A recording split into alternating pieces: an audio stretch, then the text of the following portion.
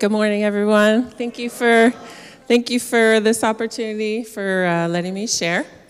My name is Veronica McDonald. I was born and raised on Long Island, New York. My parents got divorced when I was 1, and my mom remarried when I was 4. I'm an only child. I was the center of their universe. I grew up going to church regularly every week. I even had weekly religion classes. I went to a private religious school for 6 years. So I had the basics of Christianity instilled in me. I believed God was in control and I needed to obey him, that Jesus died for me, that I was a sinner and when I die, I'm going to heaven or hell. But it just wasn't clear for me throughout my life. How was I getting to heaven? What was that plan? I'm the type of person who I need a plan with everything I do. I need to know, I need to be sure, I need to be certain. And this plan that I had grown up was just a little too vague for me.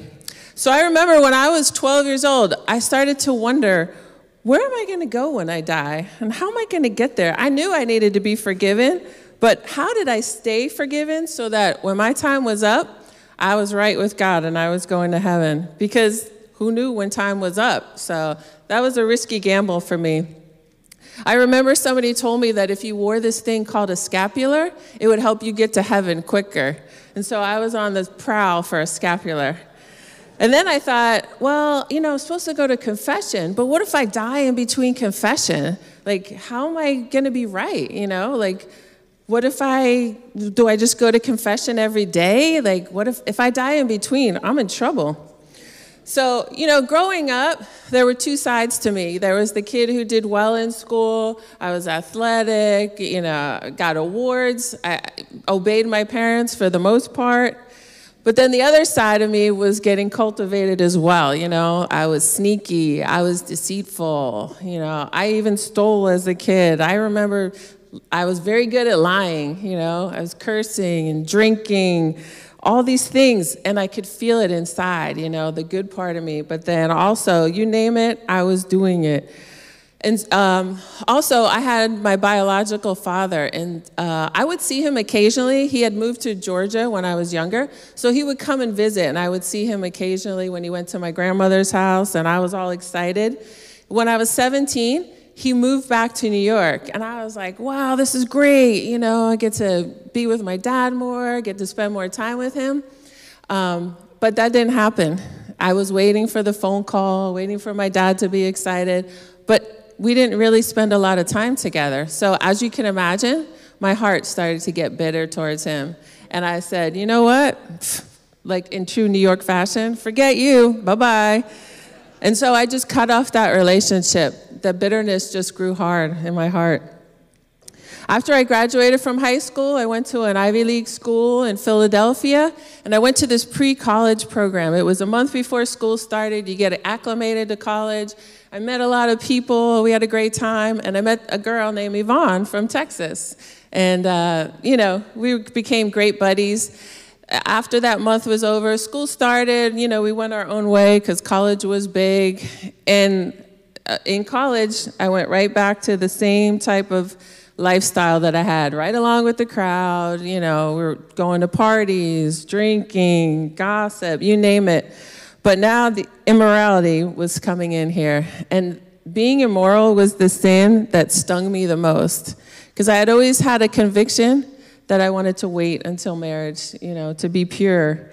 But within time in college, even the sting of that sin started to go numb. So I remember even going to confession one time while I was in college, because I knew I'm a hot mess and I need forgiveness. But even after going, nothing really changed in my life. And by senior year, I had started to have a serious boyfriend, and we would talk about our future together. And I remember saying to him, but you really don't have the same Christian faith as me. I don't know how this is going to work. Which was pretty funny, because what type of faith was I really living out? It was only in paper, And then about a year after I graduated, I found out that he had cheated on me, and my heart was broken. I was so sad. I thought, oh my gosh, this is the worst pain ever. I felt like we were married, and then, we divorced. So I thought, how am I ever going to trust anybody again? It was just awful. So to take my mind off of breaking up, my friends would be like, hey, let's go to these clubs, or let's go to this party, or let's go to this nightclub or bar. But it was miserable. I remember coming out of a club one time just to get some air, and I thought, is this all there is to life? Like, this is hopeless. Like, look at all these people. It was just awful. I hated it. And a few months after that, I remember thinking, I laid in my bed and I was like, God, please help me to get rid of this pain. Like this, I just didn't like this. Life wasn't even fun. I thought, what's my future? And literally a few days after I prayed, I ran into Yvonne in the street in Philadelphia. And we talked, and I had asked her if she knew of like an extra apartment because my lease was going to be up. And she said she didn't, but I could stay with her a few days if I needed to. And then she asked me if I wanted to go to church.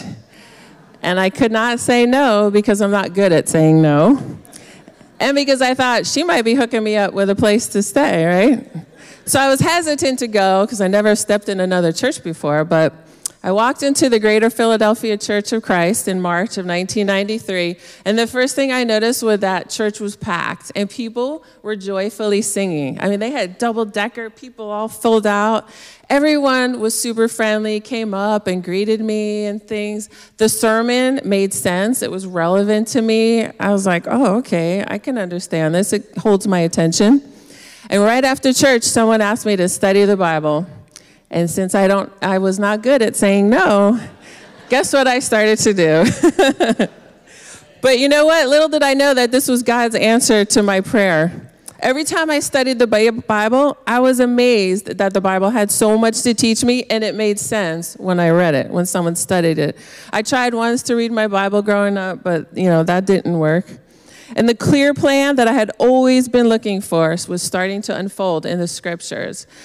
I learned about believing God's word, confessing my sin, repenting, making Jesus Lord, baptism for my forgiveness, and faithfully staying on God's path, and learning that God's grace was going to cover me. Now, as you suppose, when I was studying, I knew that I would have to make amends with my father. That was coming down the line. And it's funny because when I was studying, I was like, wow, what I want from God, mercy, forgiveness, grace, and empathy, was exactly what I needed to give to my dad. So I was like convicted of, okay. I was the parable of the unmerciful servant in real life. So on March 27th, 1993, when I was baptized, I really realized what my purpose in life was. It was to have a relationship with God and then help others to find their relationship with God. Simple, clear plan. Obeying God was not the chore that I saw it as when I was younger. Now I wanted to obey God because I understood his love for me and everything he's done for me, especially sacrificing Jesus for me. God's plan set me free from my sin. Most of my life, I was looking for love in all the wrong places, as the song goes. But I found love when I found God and his plan for me to be with him forever. And as one of the first scriptures I studied was Jeremiah 29, verse 11, where it says, "For I know the plans I have for you, declares the Lord, plans to prosper you and not to harm you, plans to give you a hope and a future." And God's plan is the best. Thank you.